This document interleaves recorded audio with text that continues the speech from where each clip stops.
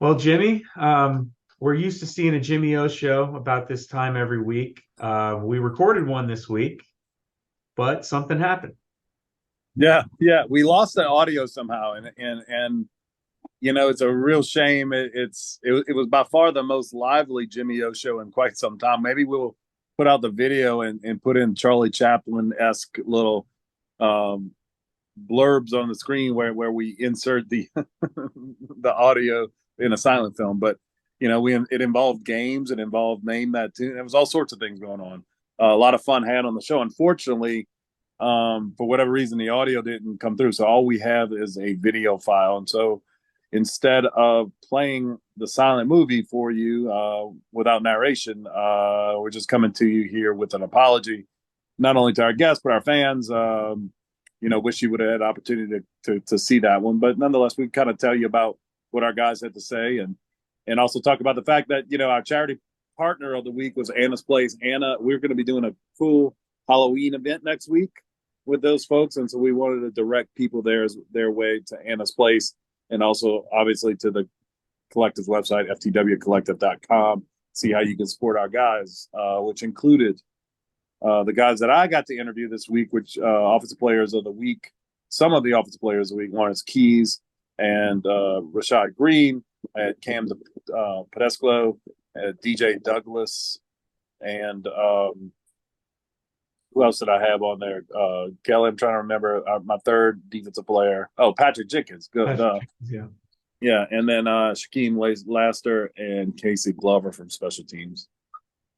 Well, you mentioned Anna's Place. I believe their website is annasplacenola.org. So check them out.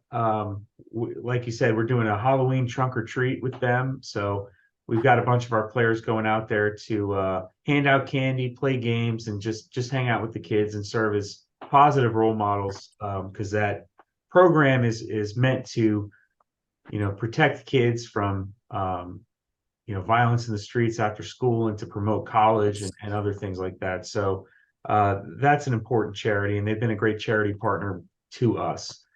So let's talk about the guys that appeared on the show. Offensive players of the week this week. You mentioned them. What do they have to say? We just kind of we talked a bit about keeping your head, in circumstances like we saw Saturday, where you had a lot of success in offense the first half, and then didn't have an unsuccessful second half. Scored touchdowns on 2 of 4 drives, but with the onside kick and sort of the run that the other team went on, just sort of kind of keeping your head and being able to bear down on that final drive, go get the points you needed to win it. And just the veteran leadership kind of comes out. The two guys from offense I had, Lawrence Keys, Rashad Green, have now played a lot of games for us, have had a lot of success for us. And so that was a good conversation. I also talked to Rashad about his favorite running play. We got kind of nerdy on the tackle front, but his favorite running play was also my favorite run play, the GT counter, because tackles love the counter generally, because you're either pulling and you get to block a guy in space who can't run away from you because he's got to go through you to get to the ball carrier, or you're blocking down. Like if you're play side, you have the angles for a favorable block. So no matter how you slice, the counter is a good run play, and his favorite, to no surprise, at least to me.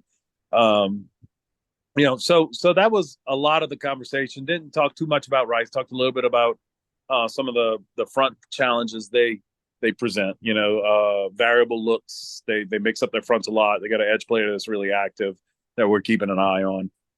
But I guess the last little thing we talked about, Kelly, I asked Lawrence about being a team first guy.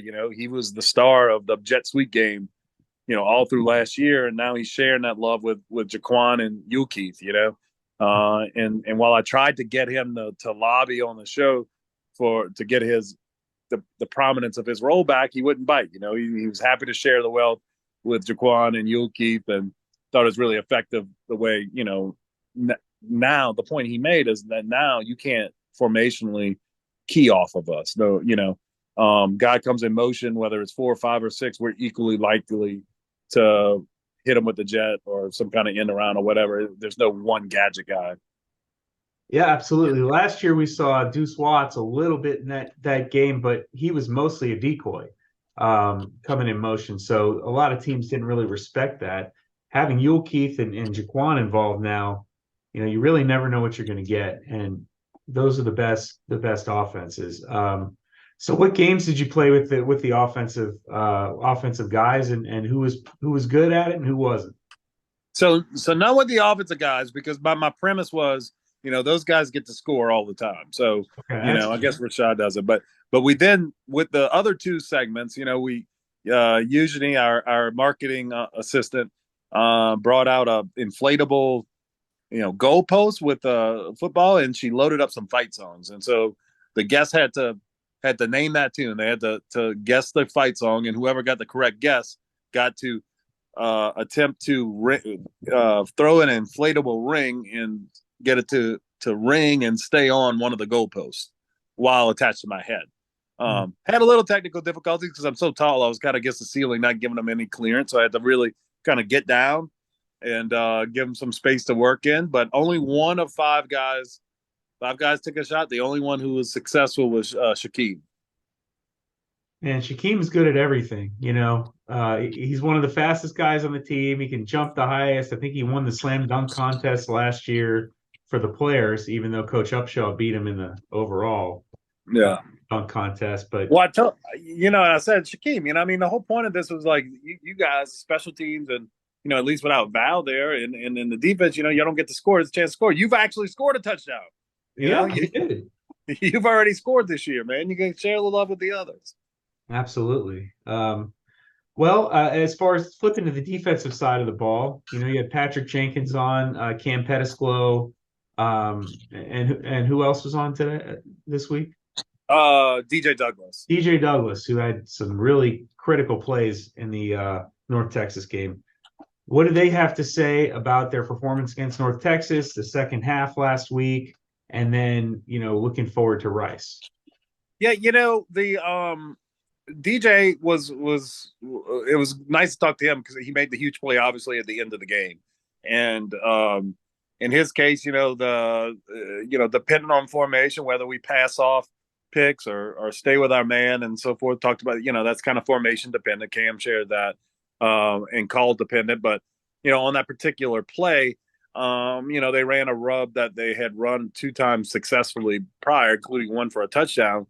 And DJ says, he saw the formation, recognized, said, look, they got me twice on this, and I get me a third time.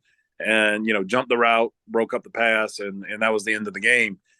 We just kneeled it afterwards. And so just, hearing him describe sort of the thought process that went into making the adjustment necessary to make the big play at the end.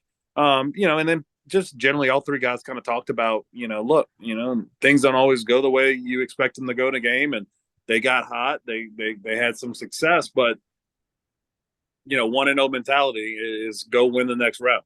And offense took the lead, got the lead back, and after Shaquem's big special teams play at the start, on the kick return, got it was an opportunity to kind of, we had to shut them down, and having that look forward mentality, that 1-0 mentality, win the next rep, was what led to them getting the big stop at the end of the game. What really disciplined and mature teams do. It doesn't matter what's happened during the game. It's what happens at that critical juncture at the end. The next play is the only thing that matters. And I think that really this team really personifies that when you look at how we've won the last 2 games, where we could have gotten down on ourselves. We could have we could have made some mistakes and quit in Memphis. And North Texas, I mean, that was even more of an onslaught. And I feel like we were very mature with like what DJ said, recognizing the play, making the adjustment in the moment, and breaking it up. I mean, definitely something a mature team does, and mature coach does. Special teams wise, I know those guys don't have a lot to talk about. They don't always play that many plays in the game. Casey obviously on kickoffs, and Shaquem on pretty much every coverage unit. What do they have to say about homecoming and their experience, and then looking forward to Rice? Yeah, well, I mean, it's we talked about their pride in winning the kicking game, right? 1/3 of the game, games are often won and lost there, and just for the most part, all year, we've won that phase of the game, and a lot of that has to do with the fact that Casey's touchback rate's got to be 80-90% this year. I mean, almost every kickoff results in a touchback. But then the one that didn't last game was decisive, and it set Shaquem up. It was the last kickoff when we went up 35-28, and Shaquem, Casey kicked one that was fielded about the 1 yard line. Shaquem makes the tackle around the 12-13 yard line. Big play in a big moment. And just, when your number is called, when the opportunity presents itself, being able to capitalize on it. And that's what he did there. And that's sort of, we talked about how that stacks the momentum, right? Offense, they had all the momentum. Offense sort of gets it back by going down and scoring, making it 35-28. And then, keeping that momentum going by making the big play on special teams. You give up a return to midfield to the even -40, +40, whatever, that sort of allows UNT to get the momentum back, and Shaquem's play prevented that. And of course, the Grubb sack follows shortly thereafter, and then the DJ's big play at the end. So just that the way that the kicking game complements the offensive defense, and how critical it is to the team's success. Now, let's talk about that play a little bit more, because I think you can never underestimate how much of a difference, that 15 yards can make at the end of a game. That could be the difference between, being able to throw the ball in the end zone at the end of the game versus your quarterback not being able to even get it there. Getting him at the 12-yard line is a really big deal, especially when you're down on timeouts, you're almost out of timeouts. That extra 10, 12, 15 yards could make a huge difference, couldn't it? No, absolutely, yeah, and I mean, it makes the task more daunting for them. They have to put together, 2 or 3 more additional successful plays than if they get the ball with more, just average field position. So, that's all part of it. I mean, not that it makes it insurmountable, but it certainly makes the job harder on the offense coming on the field without timeouts and a short clock. And so, just a big part of the game there. So, overall, I mean, like I said, look, it's a lot of fun. Guys are upbeat. Guys are feeling pretty good about this week going into Rice as well. Absolutely. So, any final thoughts from the show? Anything else that you felt stood out or is important to let the fans know that happened that they won't be able to hear?